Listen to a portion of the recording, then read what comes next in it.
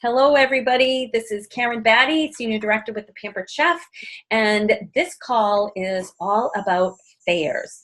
The first part of this recording is about fairs in general, and then at the end are some things that are specific to the Hopkinton Fair, because right now it is August 24th, 2017, and our team is at the Hopkinton Fair over Labor Day weekend.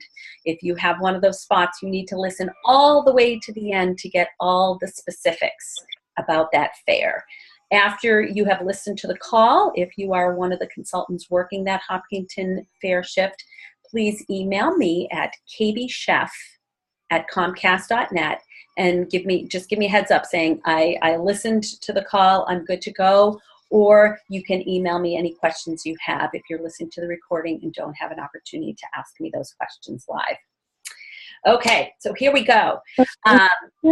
First things, fairs in general. Why do we want to get into fairs? They can be absolutely great for our business. Why? Because we can see a lot of people in a very short period of time. So it's a great way to pack your calendar. Also, when we're at a show, even if there's great attendance and we get multiple bookings, those people tend to book separate from each other because maybe they're both coworkers and three of them want to book from the workplace, but they spread out so that people aren't being invited to a lot of shows within a 2-week time period. So people tend to spread out those bookings. When you're at a fair, you see a lot of people who are not connected with each other. So not only can you get a lot of bookings, but you can get them in very close in. People can book, Thursday, the next person you see can book Friday because they don't know each other and they're not inviting the same people. And it is one of the most effective ways I know for consultants to get beyond their family and friends circle. If you're at a part of your business and you're thinking, oh, yeah, my family and friends are kind of done with Pampered Chef. They've been to a few shows. I need to spread out. One of the best, most effective and quick ways I know to do that is get into some fairs. All right. So where do we find them? Well, you can go online and Google it. You can Google fairs and festivals near, and then put in the town in which you live or the town in which you want to do fairs, and up will come some options for you. You can talk it up when you're at Pampered Chef parties. See if people who are there are connected with local fairs. When you are at a vendor event or at a fair, talk to the other vendors who are there. Find out if they know of other fairs in the area. That is a great way to get into even more fairs. Contact other people you know who are in direct sales and say, hey, I want to get into more fairs. Are you or your team into any fairs in this area? And find out, other events that they might know about that you don't know about yet. Okay, so now let's say you go online and you find some vendor events. Where do you begin? Well, when you find a vendor event, they usually have some contact information. You want to find out who it is that you're supposed to contact and reach out. I usually do it by phone because I want to ask some good and clarifying questions. I find it's easiest and more comfortable for me to call. You might be more comfortable with emailing or texting, however you want to do it. Here's some information you want to find out. Obviously, you want to find out about the cost. And let me tell you, very often the cost is negotiable. The price that they first give you isn't necessarily the final price. So don't discount the fair if the price is a little bit high. Especially if the fair is right around the corner, they would rather get a discounted rate for that spot than have it be empty. Okay? So then next you want to find out what's included in the cost. How big is the space? I'm sorry, can you guys still hear me? Because I just got a thing that said my internet is unstable. Can you guys still hear me? Hello? Uh-oh, I'm hoping you guys can hear me okay. I guess I'll keep on going with the hopes that at least the recording is working. So find out what's included. What's the size of the space? Are tables included in this spot? I don't think you can hear us. Okay. Oh, I can hear you now. Can you hear me? Yeah. Oh, we Yes. have. You've been spotty very rarely, but you have. Little. Okay, I am going to go into my kitchen, which is closer to my, whatever you call the router, and maybe we'll have a better connection. What's the last thing you heard me say? Oh, Rates for the fairs. yeah. I'm sorry. What's included in the fair along with the negotiable rates? Perfect. Okay, good. So I wasn't going on for too long. All right. No.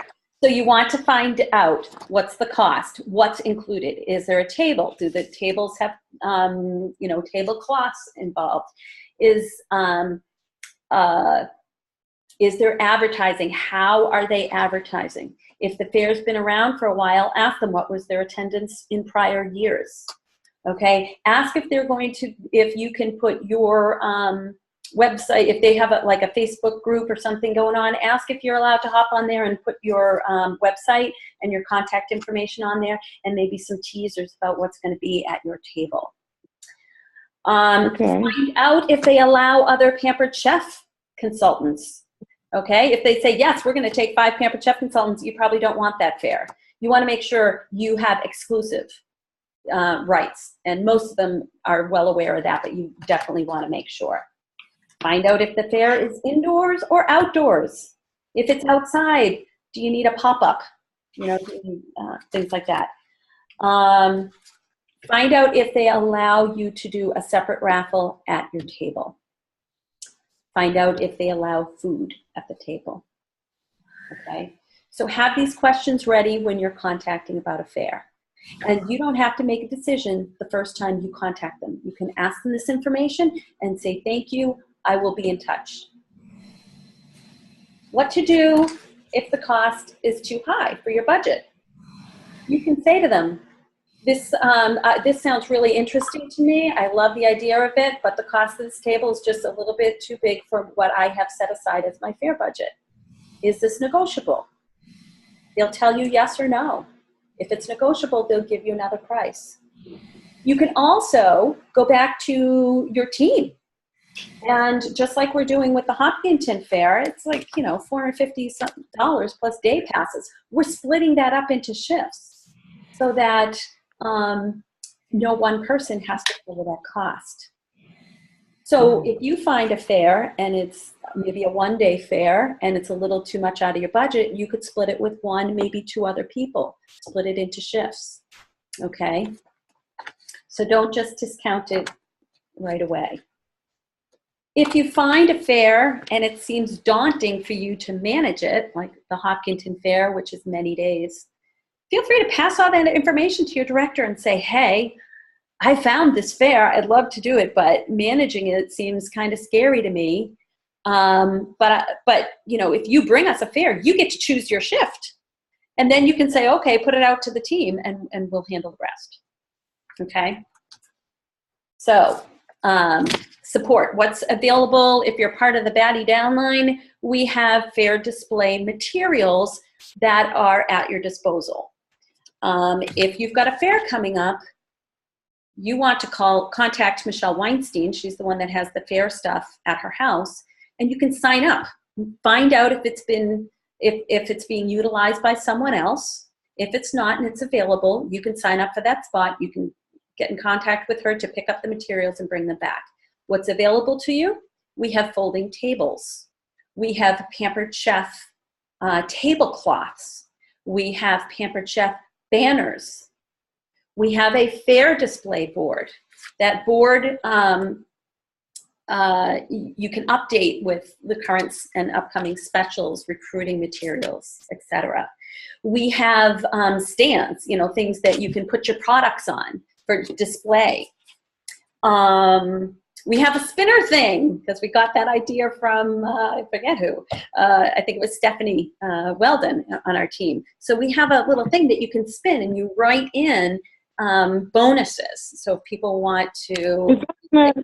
Is that going to be there this What's weekend? Is that going to be there on Labor Day weekend? Yes, that will definitely be at the Hopkinton Fair. But if you've got something else that you want to use that for, you can sign that out and use it for a day someplace else. But it will definitely be at the Hopkinton Fair if you'd like to use it. So all of these things are available for you to borrow. They will all be obviously at the Hopkinton Fair, but like I said, I'm covering sort of fairs in general first. If you find yourself at a fair or a festival and you want to use these things, really, that with what we've got available and what products you have in your kit, you can be ready to do a fair anytime, okay? So go for it, because fairs, like I said, they're a great way to build business. Okay, so that's kind of background information about where we find fairs, the kind of information you need when you're contacting about a fair, and kind of what's at your disposal. I've got a lot more information to share, but any questions about that part so far? And hi, No. Lauren, glad you No. came. Okay. All right. So now you've got a fair, you've got your display. Now what? You want to go with a goal in mind. When we go to fairs, we sometimes get sales, but generally that's not our main purpose. Sales, that's like getting fish for the day. When we go to a fair, we want to go fishing, and we want, future business. So when I go to a fair, I'm looking for bookings and I'm looking for future team members. I usually get some orders as well, and that's fine, but that's not my main reason for being there. So you want to go with a goal in mind. If you want bookings, when do you want them to be? What are the dates you want to fill? Why is that a great time to have a party? And what could you do at that fair when you're talking to someone who's interested to get them to want to book one of those dates? Okay. So if you're going to the Hopkinton Fair and you say, I want some shows in September, first, you want them to be live or virtual? Know what you want. Why is it a great time to book? Well, they're going to be first on the scene with the new catalog. We've got a brand new catalog to unveil. Why September instead of October or November, which are closer to the holidays? Well, if they wait till October or November, which they think might be a perfect month, someone's going to probably walk into their workplace with a brand new catalog in 2 weeks going, hey, I just went to a paper tip party, a brand new catalog came out, look. And all of a sudden they're going to miss out on, all those outside orders that could have been theirs. They don't want that to happen. If they wait till October, November, you can say, gosh, you get half-price items from parties that are booked from yours. If you wait too close to the holidays, your friends might not be able to get in their shows before the holidays, and you're going to miss out on those half-price items. You have your party in September, you get to be first on the scene with the new catalog, and all those people will want to book from you for October, November, and you're going to end up with a half-price item or set at each one of those parties. Okay, and we're here in New England. One of the best reasons to have a party in September is your show won't get snowed out. Seriously, that's a big draw for people. I've never had a September show get snowed out. And another great thing for September is people are getting back to school and they need time-saving tips. And what do we have with our new season's best recipe booklet? The whole cookbook is one-pot meals, and these are healthy and they're quick, and they're not just your typical saucy stuff that you throw in a crock pot. So very trending. So talk those things up. And that's what I mean by going with a goal in mind. You want to add new team members? Why is now a great time to consider the business? Well, a lot of people are broke right now because they went back to school shopping for their kids. They had sneakers, they had shoes, new outfits, all the folders and binders and all of that stuff that they need. That's expensive. And what's coming up around the corner? The holidays. So who do you know that, when you're seeing these people walk by at fairs and they've got kids and they're school-age kids, they could really need what we have to offer. And why is now a great time to consider the business? Fall is right around the corner. This is our business time. Their family and friends are probably going to need things from Pampered Chef for gifts and for their own kitchens. So they might as well buy from them, right? So now's a fantastic time. If they become a Pampered Chef consultant now, their kitchen is going to be well stocked for the holidays. They're going to have all those products that came in their kit, plus anything that they've earned for free, any sign-on bonuses. they're going to have those products in their kitchens. The business is very flexible. Live shows, virtual parties. There's a lot of online sales that happen in the fall for the holidays, and they can get in on all of that. So this is a great time to consider the business. Okay, so go with a goal in mind. If you are wondering how to talk things up, listen to this recording a few times, or arrange some time one-on-one with your director to really kind of solidify that and get some good concrete ideas so that you're confident in the time frame you want to book or you want to add team members, that you know why that time is a great time. Okay, working a fair is different than a show. At a Pampered Chef live show, we have all evening long to create desire and connection with our guests. At a fair, we got about 30 seconds, okay, because people are walking by. So it's very different. You don't want to sit and read a book and wait for people to come into the booth. If that's the case, you will get 0 to very few leads. Smile, be approachable, okay? Like I said, we only have a few seconds to grab people's attention. So have a catch. Think of a product you are super excited about. Last year at the Hopkinton Fair, I brought sweet potatoes and my spiralizer. And I spiralized as people were walking by, and they would stop because it would catch their attention. They'd go, oh, what's that? And I would say, this is one of the hottest products to hit the market. Check this out. I would get them using it. And from there, you know, now that I've got their interest and they've stopped for a few seconds, now I can tell them about our healthy eating, our 30-minute one-pot meals, things like that.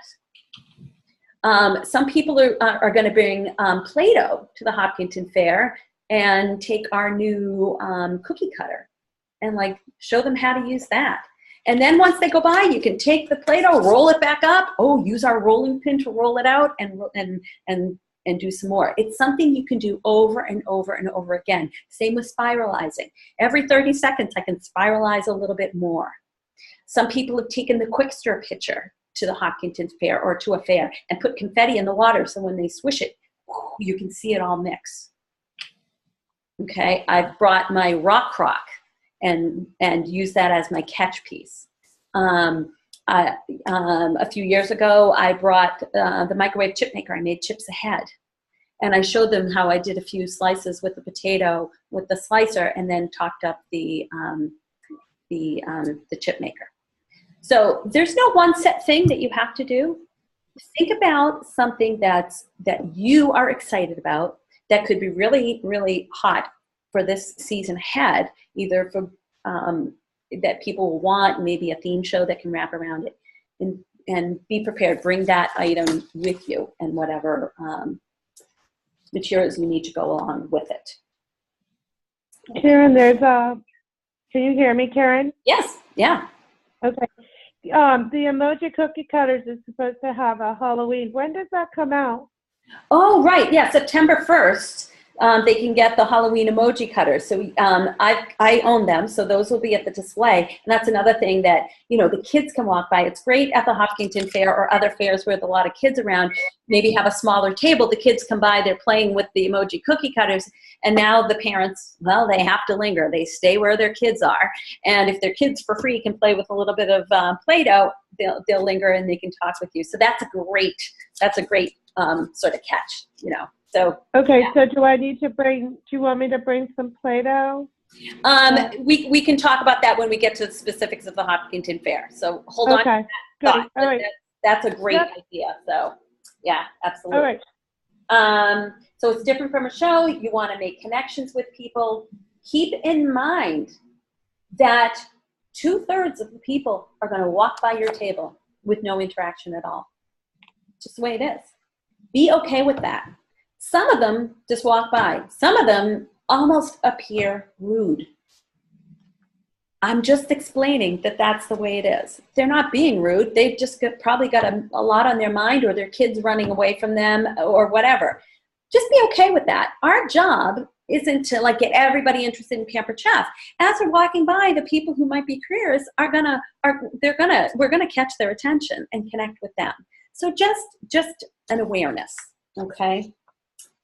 I suggest offering something for people to book on the spot, because once people leave, it's hard to get back in touch with them. So I like the spinning thing, because they say, you know, if you schedule a September show, you get to spin the wheel and you get whatever the bonus is. It can be an item for free, or it can be an item at half off, or it can bring that you supply the ingredients, you know, whatever it is. If you don't have the spinning thing, you can do a pop of the balloon incentive. You take balloons and you put a little piece of paper in them that says they get something for free or half off, or you supply the ingredients. You blow up the balloon, you put the date on it, and you hang it up someplace, and you got a bunch of balloons and say, whatever date you pick, you can pop the balloon and you get the incentive of what's inside. So whatever you want to do that makes it so that people pick a date on the spot.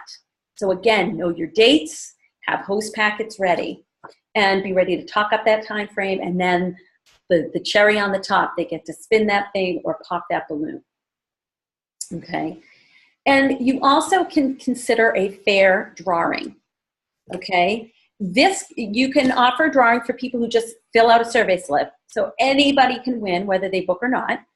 And, or you can have a drawing just for people who book. You can say, we're going to be raffling off a free show. If we pick your name, that means we'll supply the ingredients for the show. That's a free show. And by the way, you can make everybody who fills out a slip a winner if you want. If you're willing to supply all the ingredients, you can call them up and say, congratulations, you were one of our 5 winners, and offer to bring the ingredients for all of them. Now, why would you want to do one versus the other? If you want everybody to fill out a fair slip, because there could be other leads in the mix besides show leads, then go ahead and have, you know, say, hey, we're raffling off this product, or we're raffling off a $20 Pampered Chef gift certificate. However you want to do it, then more people will fill out slips. Once they're filling out slips, there's questions on there. You know, and it's the same questions on the survey slips you use for shows. You know, their interest level in the business, in hosting, in a virtual party, fundraisers, bridal showers. So people who might not have known that these are the services that you offer are now finding out that these are services you offer because they wanted to be in the drawing and they're filling out the slip. Okay? So that's the benefit of that. But sometimes at a fair the size of Hopkinton, you can end up with a lot of slips, 20, 30, 40, 50 slips. And you might not want that many. You're thinking, oh, I'm never going to be able to follow up with these people. Then you can just do, if you're there mainly for bookings, just do a drawing for bookings. But if that's the case, then have a sign-up sheet with you so that people who want other information can sign up and say, I'd like information about fundraisers. I'd like information about new products or anything, so that they can sign up and give you their contact information. I will tell you right now, I can count on one hand, I've been doing this business 20 years, I can count on one hand the number of times I've handed out a business card and had someone contact me. Okay? What if you don't have business cards? Then I say yeehaw, because you know what? You hand out a business card, you get nothing from it. You want to get their contact information. Okay? Wait, so oh, I'd love to send you, oh, you own our Rock Crock. I would love to send you recipes for that. What's your email address, or would you like me to text them to you? Oh, you'd like more information about fundraisers. I'd love to send you more information. You know, what's your email address, or do you want me to text you that information? You have a daughter who might be interested in the business. I would love to send you some information to forward to her. Or do you have her contact information? We've got a closer look coming up. I'd love to invite her to that. Find out their, you know, so yeah, business cards aren't going to help you. And besides, your the raffle ticket, well, the raffle. Yeah, they're going to fill out a survey slip. But this is if they don't want to fill out a survey slip. Or if you're doing a raffle for a free show and they're not interested in the show, you need to have the clipboard there so you can write down their information. Have it all in place when you go home. Here's all the people you need to contact. Somebody might just need help with a return.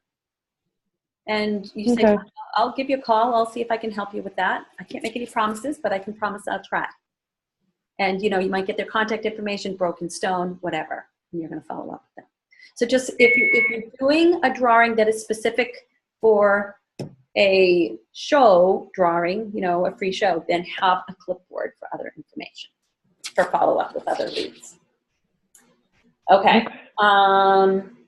Like I said, a lot of people are just going to walk by. Don't worry about it. Shake it off, smile, and talk with the people and make connections with those who are interested. Get people's information, survey slips, sign up sheet. Okay, follow-up. The fortune is in the follow-up. Whenever I do a fair, I not only mark off, oh, I have to be at the fair from this time to this time, but I look at the next 2 days and I find some pockets of time for follow-up. You want to do that same thing. Know when the follow-up is. If you don't do the follow-up, then you're not going to get anything from the fair, or not much. And basically, you've donated your time at the fair. You want to carve out that time for the follow-up. Now, why is it important to carve out the time? Because when you're at the fair and you're talking with someone, you want to know what your pockets of time are for follow-up. Let's say you've got someone who's interested in having a party, and she says, I cannot possibly pick a date tonight, but I definitely want to have a party. And if you say, well, I could call you tonight between 7 or 8, or I could contact you tomorrow between 11 and noon, what works better for you? Now you've got that follow-up schedule, because you know your time, you can offer it to others, and they can say what works for them. Find out the best way to contact people. I say call because I'm old. When I say call, that's really code for contact. I can contact you between 7 and 8 tonight, or I can contact you between 11 and 12. What's the best way to contact you? I can give you a quick call, or if you prefer, I can email you or whatever. So you find out what's the best way that they prefer that they be contacted. Take notes on the survey slips or on your clipboard, okay? If they fill out the clipboard, I write notes on the side. This was the one with the twins that were 18 months old. This is the one who was there with her mom, whatever. So that when I call them back, I remember who I'm calling. If they fill out a survey slip, I take notes on the survey slip, okay? So that when I go to follow up with them, I know who it is I'm following up with. Not only do you want some pockets of time within 24 to 48 hours after the fair, set up some follow-up time throughout the week. Be ready for the fact that you're probably going to have to reach out 3 to 5 times with every lead. Usually it's number 4 or 5 when I finally get that date on the calendar or that scheduled follow-up for that with that recruit lead. Most people stop after 1, maybe 2 outreaches.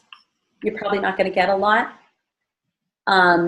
Statistics show that 92% of the people that we reach out to, the sale, whether it's a product or the booking or the recruit, 92% of it doesn't happen until after the 5th contact. But most people, close to 90%, give up after the first couple. So if I don't know from people, I don't assume that they've changed their mind. If they were interested in information at the fair, I assume they still want that until they tell me otherwise. I also know that people are busy, and they can easily miss a voice message or an email or a text or something. They might see my text. It'll say seen, but maybe they saw it as they were picking up their kids from school. And by the time they got home and got dinner on the table, they got 97 other texts and Facebook alerts and emails, and then their mom called, and then someone spilled their milk, and they have forgotten all about the fact that they wanted to have a Pampered Chef party and that I messaged them. They forgot all about it. So I'm going to reach out again. And believe me, I hear all the time, thank you so much for reaching out to me again. I've been meaning to get back in touch with you. I totally forgot until they got that 3rd or 4th outreach. Okay, so 3 to 5 times is average. Just embrace that. Fortune's in the follow-up. Okay, fair etiquette. If you're working a fair by yourself, do whatever you want. When you're working with someone else, you want to make sure you talk to your partner ahead of time about whatever kind of incentives you might want to offer. Be on the same page. If you both want bookings, decide what you're going to put on the spinning wheel ahead of time. It doesn't have to be really specific. Once you get there, you can, figure out all the details, but kind of be on the same page. If you're going to do a drawing, decide ahead of time whether it's a general drawing for everybody or whether it's offer a free show so that only people who are booking are going to get their name in the drawing. Talk to your partner about it and come to a consensus. Be in agreement. Be working together, not in competition. Take turns when people are coming to the table.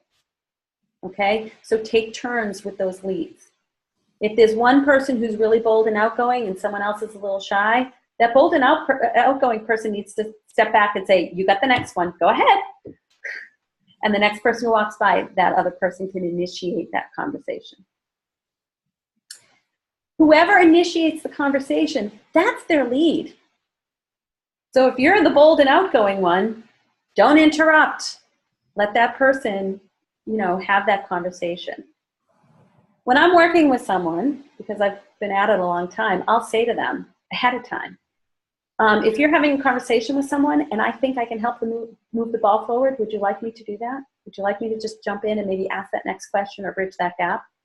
Most of the time they say, yeah, please do that, But if they say, no, really, I'm good, then I keep my mouth shut. So have that conversation. If I feel like there's a way I can help you move forward with your lead, do you want my input? If they say no, back off. If they say sure, then yeah, add in a little bit, as little as possible to help move that ball forward, and then back off because this is still their lead. Okay? When people are filling out the slips, initial the back of yours or stamp the back of yours. If someone fills out that slip, that's your lead. You fold it up, you initial it, or it's already got a stamp on it. It goes into the bowl. You can do the drawing, and after your shift, you can see whose leads are whose for splitting them up at the end.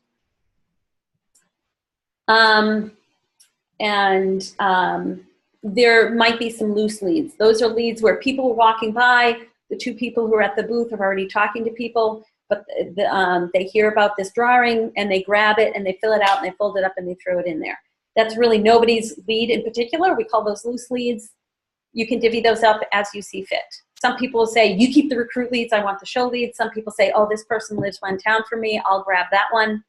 You can divvy those up any way you guys see fit. Just make sure you come to a consensus. And again, it's something you can decide ahead of time. If someone has a lot of experience or just got super lucky with some really, really, really strong, solid leads, and then there's more loose leads, you might say to the other person, I got more leads than you. You can keep more of the loose leads. However you want to do that, just kind of decide ahead how that's going to work. Okay. Any questions about, different kinds of drawings, the fair etiquette, and the follow-up? No, that was excellent. Okay. Do I need to bring my own drawing clips? I'm sorry, Elaine, I didn't hear your question. Do I need to bring my own drawing clips? Yes. Yep. Okay. Again, I've got a list of things that I'm going to cover later about what to bring to the Hopkinton Fair. This is just fairs in general. Okay. All right. Okay. So slow shift.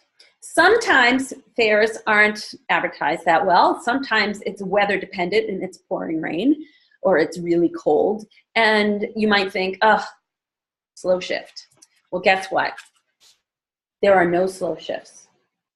No such thing. Every human being is a lead, not just the people who are attending the fair. So think about it. People who tell you where to park, the people who take the tickets at the door, the other vendors, the security people, the people who are working at the fried dough stand, the people, whatever, the people at the 4-H fair, the people who bring the other tomatoes or whatever. These are all leads, okay? So there really is no such thing as a slow shift. You've got to go there with a goal in mind and be ready to take action. If you're thinking you're just going to stand in the booth and people are going to come to you and that's all you're going to do, you won't walk away with nearly as many leads. As soon as you step out of your car, you're on. Put on your apron, wear your logo material, look up, smile. Talk to other people who are getting out of their cars that are near yours. Hey, how you doing? Oh my gosh, you got Dunkin' Donuts? Where did you find that? Just make connections. Talk to the people who take the ticket at the booth. Be friendly. You don't have to start talking up Pampered Chef. If it says you're on your apron, they already know that. But just be friendly, make connections. As you're setting up, talk to the other vendors around you. Make sure you get there early enough to set everything up. Ours is already going to be set up. There's not going to be much you have to do with the Hopkinton Fair, but again, this is fairs in general. Get there early enough so that before your shift, you can be chit-chatting with the other vendors. Be curious about what they're what they're setting up. Ask them about it. Ask them if they've got any drawings. If they tell you they do, oh my gosh, can I be in it? And afterwards say, do you want to be in mine? Have survey slips in your pocket. If you're working in pairs, take turns. One person mans the booth and the other person can take a walk around. You say, you go on that side of the fair and talk to all the people over there. When it's the other person's shift, they can go on the other side. And you can get leads while you're out and about and walking around the fair. Okay. One of my goals is to secure one booking before the fair opens. Before my shift starts, I want to have a booking from someone I met along the way or from another vendor. Okay, smile and talk to everyone, get there early, make connections. You can consider swapping parties with other consultants who are there, other vendors. Maybe you like what they're selling and you could say, hey, want to swap a show? Or maybe they're doing great with virtual parties and you say, I want to learn how to do better virtual parties. How about we swap and I'll have one and I can see what you do and vice versa. When it comes to fairs, they're like shows. You don't want to put all your eggs in one basket. It is the beginning of September, coming up around the corner. Here in New England, it's fair season. Get into more than one if possible. We've got a few in our organization coming up. So if you can get into a few fairs in a short period of time, that is going to be huge momentum building. That can be a game changer in your business. That can be the thing that takes you from struggling to get those bookings up to where you need them to be to 6 weeks from now having more than you can even handle in your calendar. And then guess what? You're going to be recruiting because you see so many people and you can give them the leads that you can't fit into your calendar. Believe me, this is game-changing season. Get into a few fairs. All right, so that's about fairs in general. Any questions about that before I get to the specifics of the Hopkinton Fair? No. Okay. Wendy, I know you've done fairs before. Yes. Give some examples of how you make connections when you're at a booth, because it is different than a cooking show. So can you share kind of any tips that you could offer for someone who's never done a fair before? Well, I'm just going to reaffirm a lot of what you say. I make sure I have eye contact and I'm always smiling so your face hurts at the end of the day. Yes. Because when people catch you off, if they don't see you or you don't have eye contact with somebody and you're not smiling, they won't even come near you. So you want to be very conscientious about that. And just greeting everybody comes by and right away if they're interested because they'll start looking at the table after seeing you. And then you go into, have you heard of Pampered Chef? Of course, most people are going to say, yes, I love the Pampered Chef. And then you just, start a conversation building relationship, asking them, when was your last time you've seen Pampered Chef? Oh, you've got to see these new products. And I build that type of relationship and get them geared into the booth. Yes. And then go on and most, I would say my case, probably 90% to 95%, I get people to fill out the slips. Mm-hmm. I've always got that many contacts. So yes. I love fairs. I think they're great. Absolutely. And thank you, because I skipped a whole section about how to start that conversation, and you reminded me about that. I almost always, yes, as people are walking by, I very often will make comments that have nothing to do with Pampered Chef. I might comment on that big, huge donut they're eating that's the size of a 4-year-old's head. Oh my gosh, that donut looks amazing. Or I'll comment on their earrings, on how cute their kid is. Or someone's, a lot of times they'll walk by with an empty stroller because their kid's toddling around, and I'll look and say, that stroller's empty, right? Okay, all right, just wanted to make sure you knew. And just anything with a smile. And that just kind of starts the conversation. And yes, you'll see people that walk by and they start mouthing Pampered Chef because they see the banner. And I love when they do that because I go, oh, Pampered Chef, you know us, you love us, don't you? You know you do. And then they kind of smile, yeah. And then just the question that Wendy said, so when's the last time you were at a Pampered Chef party? If it's been a couple of years, then you can go, oh my gosh, you're kidding me. So you haven't heard about our, and then pull out something that you're excited about. If they haven't been to a Pampered Chef party in a couple of years, they don't even know about a Rock Rock. They don't know about our Spiralizer. Never mind the stuff that's new coming out this September. They don't know about some of those items. So you can pull out one. They go, oh my gosh, you haven't seen this yet? Oh, it's the best thing ever. You know, things like that. Or I'll say to them, so what's your favorite product? So you've got a ton of Pampered Chef? Great, what's your favorite product? And they'll tell you. They will stop dead in their tracks and they will start raving about what they love from Pampered Chef. A hesitation we hear, or something that we hear that often brings consultants to a standstill, is people go, oh, I love Pampered Chef, I have everything. And what they're saying is, you know, what we feel like is, oh, they have everything, they don't need anymore. And I'll say, oh, you do. So, oh my gosh, do you not just love the Rock Rock with that slow cooker stand? The best, isn't it? And then they're like, the what? You don't have that? You said you have everything and you don't have that? Oh, you haven't lived, right? So then I'll just say, do you have 30 seconds? Because you need to hear about this. And they almost always go, sure. And now I've got 30 seconds, but it usually takes me a minute to kind of get them excited about the Rock Rock with the slow cooker stand, or whatever it is I'm talking about. So when they say they own everything, I just act like they do and say, oh my gosh, what do you think about whatever the product I'm most excited about? And 9 times out of 10, they don't own it. And then they're like, oh, what is this thing I'm missing out on? Once you've got them and they're excited about a product, then it's, oh my goodness, I would love to help you get that for free. You know, I'm booking September and it's a great time because we've got this whole new fall product line out. Okay. So just kind of bridging that conversation and asking a question like, what do you think about that? Not, do you want to have a party? I would love to help you get that for free. We've got all our new products out and we've got some really cool themes, like the blah, blah, blah. Now, what do you think? And you're asking them, what do you think? So that's not a yes or no question. If they've got a hesitation, they'll tell you what it is. But it just gets that conversation going. But yes, it's just that initial connection. Usually once the conversation's going, it's not that hard to keep it going. We've got all these products around. And yeah, believe me, I think the bakers are going to be making a beeline for our table this year when they see what's new.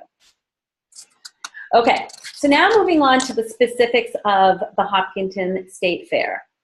Hopefully this afternoon or tomorrow, I will have secured the day passes and I will be emailing them to each of you. Please make sure I've emailed you the correct day. In the past, they just give us a day pass. You can walk in with it whatever day. Now it's specific to a day, specific day. So make sure I've emailed you the correct day. And if it's not correct, let me know so I can give you the right one and you print it out. Parking this year is free. Wahoo! It used to be $2, $3, $5 depending on where we parked. Now it's free. You want to enter the green gate. Okay, the Hopkinton Fair is huge. Make sure you follow green gate parking. Park where it says green gate, enter into the green gate.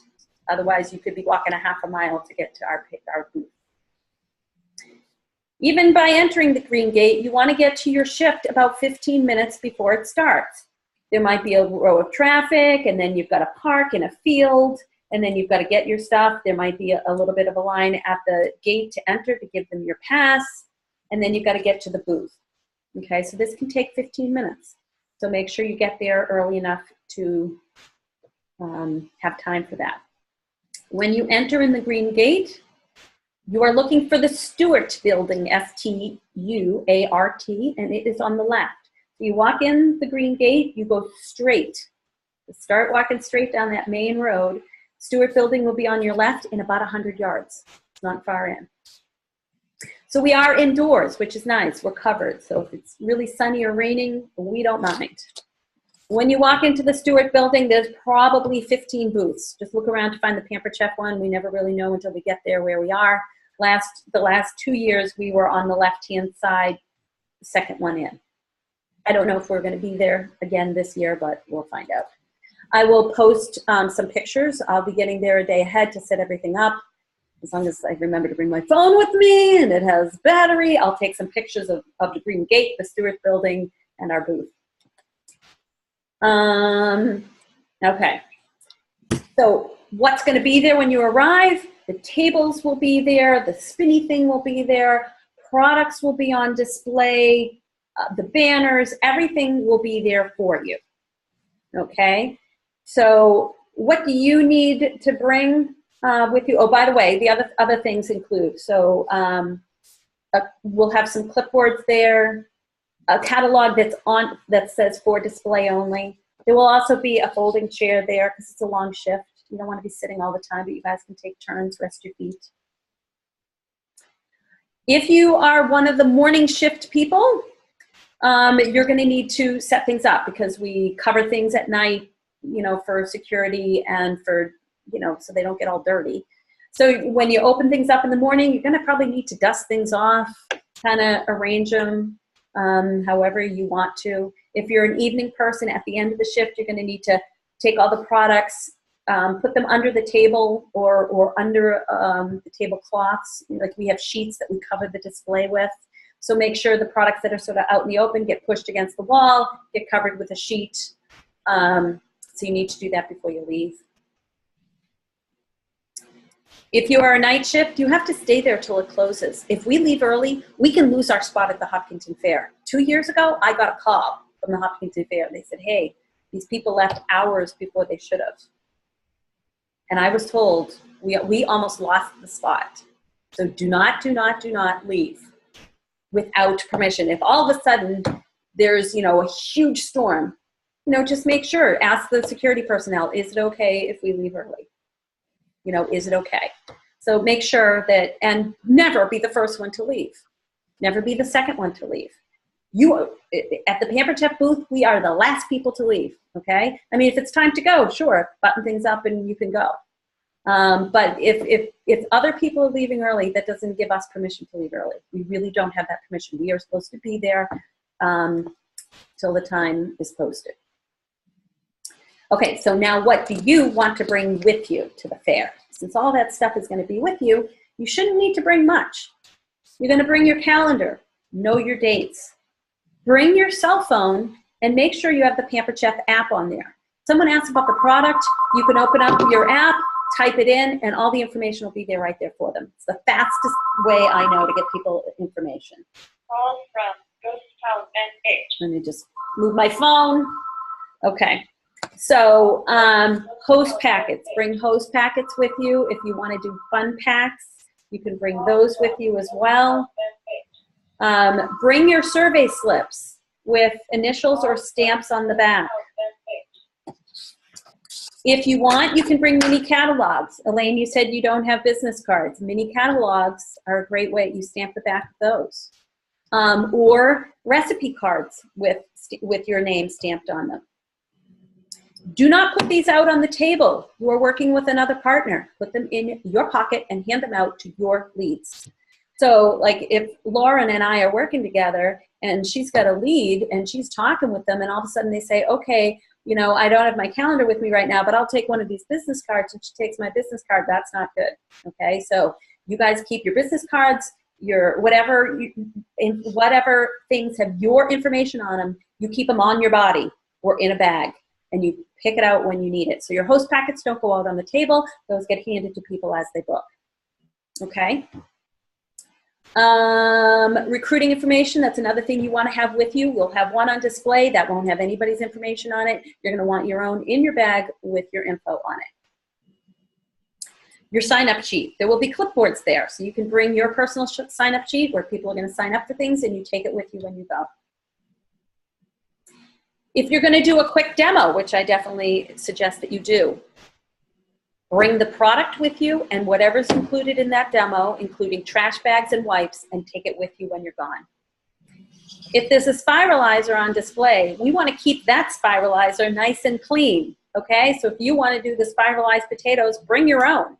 Or be ready to scrub the one you use and leave it like you found it, or better, okay? So if the product is there and you don't want to bring your own, that's fine, but don't leave it dirty. Okay. Better yet, bring what you need. So if I were doing the spiralizer thing, I'd bring my spiralizer. I would bring potatoes washed ahead of time. I would bring trash bags. I would bring wipes. I would bring a flexible cutting mat because I don't even want to mess that up. Okay, so you bring everything you need for that little demo. If you want to do the Play-Doh thing, bring Play-Doh. By the way, you can Google a homemade Play-Doh recipe. You can print that out, put your name on it, and as people are walking by, their kids can be playing with this homemade Play-Doh because it never, ever, ever dries out, unlike real Play-Doh, which does and gets really messy. You can make this Play-Doh ahead. It'll stay good. And if you want, you can give out little samples of it with the recipe for it and your contact information to hand out to people. Mm. Well, is that a Pampered Chef recipe? No, it's just a regular, just Google homemade Play-Doh. You'll find it. It's Okay. It's like, I like flour, that. sugar, flour, salt, and I don't even know, a little bit of oil. I don't know. But then the rolling pin is there and the cookie cutters and things like that. Awesome. So Okay. if you want to do the Play-Doh thing, have that all ready. And what I do if I do a demo, like if I make the Play-Doh and the next shift comes in, I'll say, do you want me to leave this here for you? If they say no, you make sure you clean up and leave no trace, okay? Clean up everything you use, take it with you, discard it if you want, take it home with you if you want. But like if I've made the Play-Doh, I'll say to the next people, this has really been catchy. It's getting the kids to stop. Do you want me to leave it here? If they say yes, then you can leave it. But otherwise, clean it up. Make sure, this is a 4-H fair. So you're not going to be dressed up like you're going to an office, okay?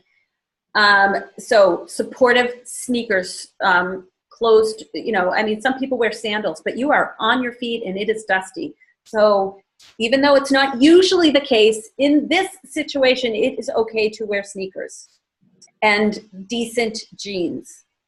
You are still the CEO of your company, okay? So look like it, all right? But yes, it's okay to wear jeans or khakis or something like that. But like I said, you can wear sneakers. Wear some logo material.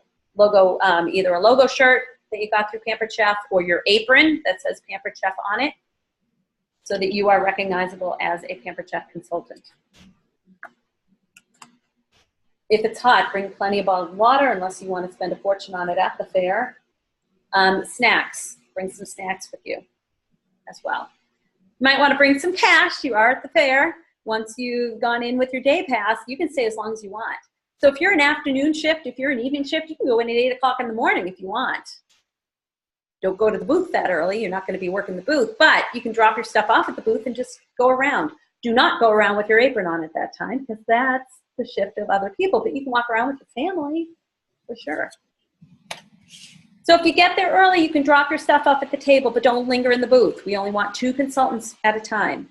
If you would like to observe those consultants at work, ask them ahead of time. Hey, I've never done a fair before. I'd really love to see what you guys are doing and saying. Get their permission first. And don't take up a lot of space in the booth itself. Leave that for real customers. Be lingering in the distance. You don't need to be right next to them to observe what they're doing. You can be 5 feet away. You can be in the booth next to them.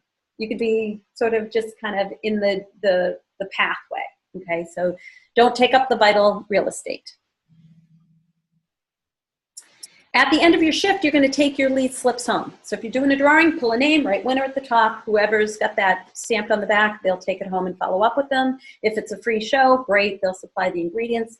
If you were going to raffle off a free product or a $20 gift certificate, if you're doing a $20 gift certificate, you and your partner each chip in $9. Why do I say 9? Because someone's making commission off of it. Actually, $8. Each chip in $8. It costs $16. The person picks 20 and free. Whoever redeems it, they're making commission. So you can figure that out ahead of time, but you can each chip in and do 1 drawing. So at the end of your shift, you're going to pick your winner if you're doing a drawing, and then split up your leads. Just scoop them all up. Go to the corner of the booth. Let the next people be working, and just divvy up your leads. And follow up, follow up, follow up, follow up. So your calendar, your host packets, your recruiting materials, fun packs if you want to do that, mini catalogs if you wish, recipes if you wish, Anything for a quick little demo if you wish. And then follow up. And be ready to follow up 3 to 5 times before you actually make a connection. That's normal, average. The other thing you can do, I don't have my calendar in front of me, but look up to see when our next sales meeting is so that you can invite people who are leads to come with you. Look up and see when the next cooking show training night is. We do that via Zoom. Someone's interested in the business, you can say, hey, I'd love to invite you to this. You can check us out via Zoom. If you're very serious about building your business, talk to your director before the fair and say, I've got this shift at the fair. And if you're a newer recruiter, you want to be able to offer 3-way calls with your leads. So find out when your director is available to do those 3-way calls. So that when you're talking to someone and they're interested, you can say, oh, I've got some pockets of time that I'd love to follow up with you to get you the information you need, answer any questions you might have. And you can say, I do these follow-up calls with another person that I work the business with, so that together we can answer any questions that you might have. And you offer them specific times based on yours and your director's availability. Okay. All right. I cannot believe that it's just shy of an hour, which is what I thought this call would be. So any questions or comments?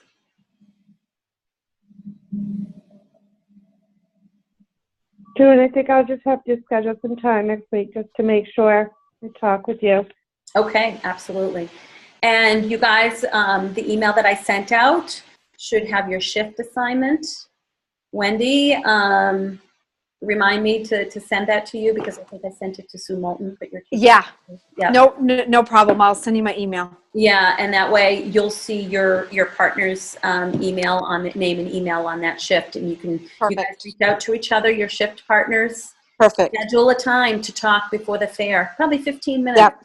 Make sure they've listened to this recording as well, so everybody knows kind of what the options are and the expectations, and then you can talk about specifics for your shift. Okay, fantastic. Thanks. All right. Okay, any other questions, comments? That was awesome.